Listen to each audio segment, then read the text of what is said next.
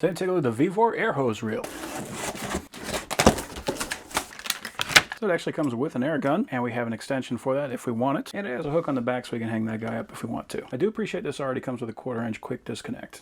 We got our instructions. It actually has a breakdown to everything that's inside. That's nice. So we got mounting hardware, we got lag screws with anchors, and we have concrete bolts. And we got a disconnect, so we got both a male and a female. So we are threaded on both sides, so we have to decide which side we're going to be putting the female and the male on. Most of the time the male side is going to go into the inlet. And it says this is rubber PVC, this is 3/8, and that is good for 300 PSI, which is well above anything we'll be using. We do have a stopper on there, so if you want the hose to hang down quite a bit, we can loosen up this screw and one on the other side. We can stretch this down the hose and we can lock that down wherever we want it. That's interesting.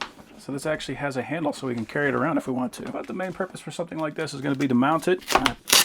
And we have some slotted holes in here so we can just throw our screws in and then drop this down on top of it. Overall, it looks like a nice plastic case. It looks like we do have a guide there, so as we pull this out, that is going to spin back and forth.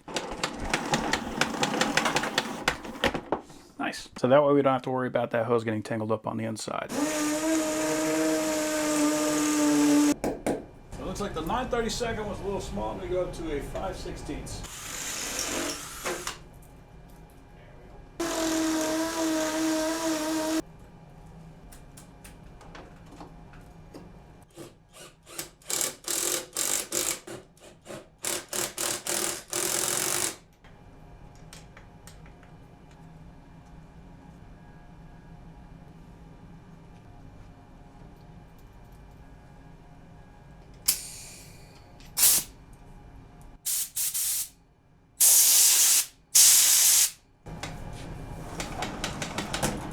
Cool. So that is a very nice air reel.